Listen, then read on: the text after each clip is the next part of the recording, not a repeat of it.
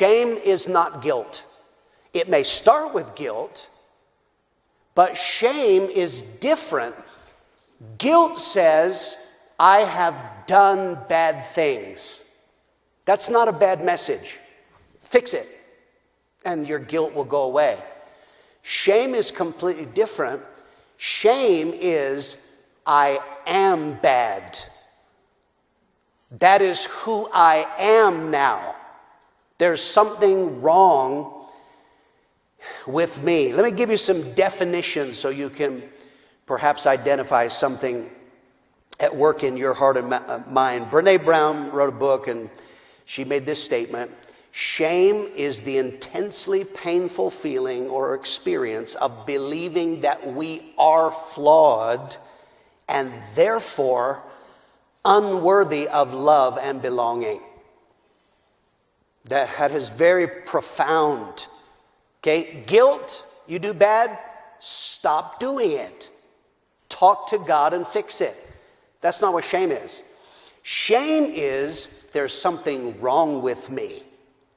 So now, in an ongoing sense, I'm going to carry shame into every relationship, every situation in life. Here's a second definition. Shame is a vague sense of unworthiness and insecurity. Okay? I'm not like them. I don't measure up. I don't fit in. Guilt is violation-based. If I steal, I feel bad. What should I fix? The stealing. Right? Lying, fornication, whatever it is that you do that makes you feel guilty, it's issue or violation-based. Shame is not necessarily based in an issue that you can fix. It is this vague sense that somehow I am unworthy. So now in every relationship, I don't have confidence. Why? Are you doing something wrong? No, I'm not like them.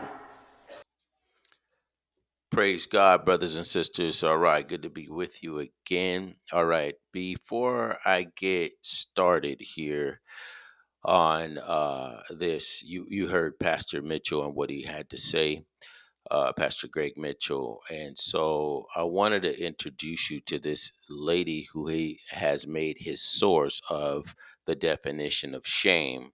And her name is Brené Brown, as he stated, right? And so I want you to check out Brené Brown.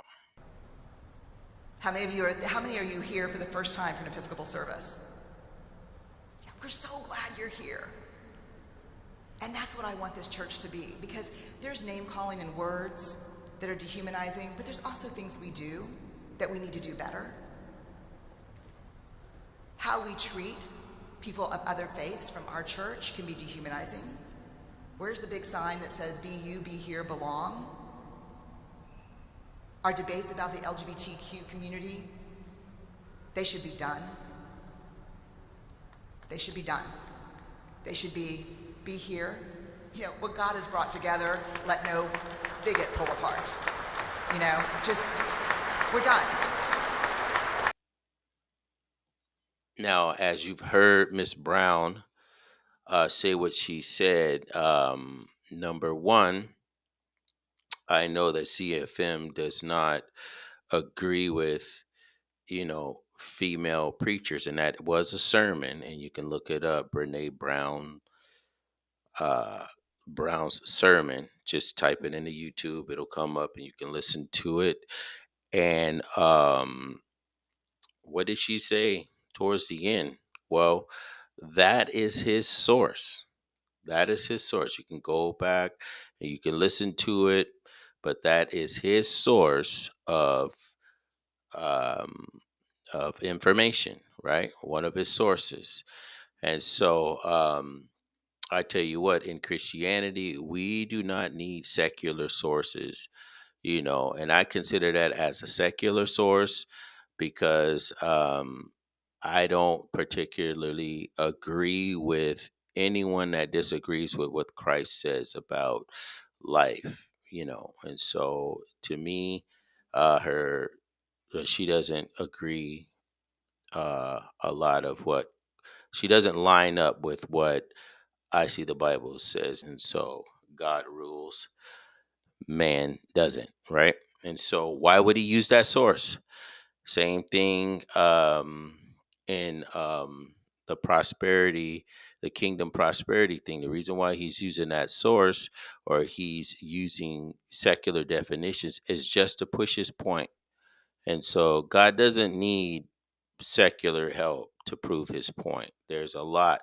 And so his definition of shame came from pretty much a mainstream social worker. That's exactly what she is. And I've looked up um, her educational pedigree, and nothing biblical. It's all mainstream university.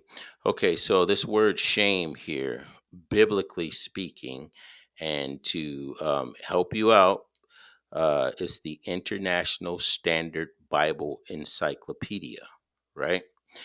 Uh, and it says shame, sham, sham. This is given a few words. I'm going to give a few words of what's in the International Standard Bible Encyclopedia, right? Uh, Bosh or Bosh, to be ashamed. That's what it means. Bosheth, shame, right? Ignominy, right? Dishonor, and other words also, right? And it says that an oft reoccurring word in the scriptures, almost uniformly bound up with a sense of sin and guilt. It is figuratively set forth as a wild beast, right? Jeremiah 3:24. Okay. And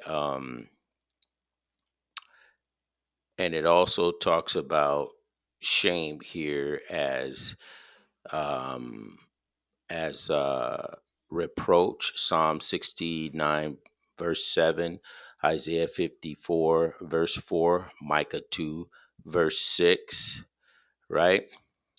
And also defeat. It also says in this encyclopedia, and the first biblical reference to this emotion, shame appears as the correlative of sin, or correlation with sin and guilt. And it also says a little bit further down, it says manifestly then is a association of divine judgment upon sin. The very worst that a Hebrew could wish for an enemy was that he might be clothed with shame. Psalm 109:29. That the judgment of God might rest upon him visibly. Shame is not you responding to what somebody else said about you, and you're this person just going about life, and then somebody says something about you or has an opinion of you, and then you feel shame, and then guilt is having to do with sin. No, you get shame as a result of your sin. It's a judgment from God, right? Guilt and shame is a judgment from God because of your sin. That's what the Bible encyclopedia is saying, of course, put together by scholars. And so, why do we have to go outside of Christianity for sources? And he does that a lot. And I know about the fellowship. The fellowship is, hey, if you don't know, get a book. Okay, well, which book do we get? Because you've chased us away from education. You've gotten us so fired up against biblical education that we have to rely on who you're going to rely on, right? Got to rely on the head of the organization for revelation. Because if he says this is what's true, this is what's true, even though it's not true, right? Even though it's not going to benefit anybody, and he also says this at the end. That is very profound.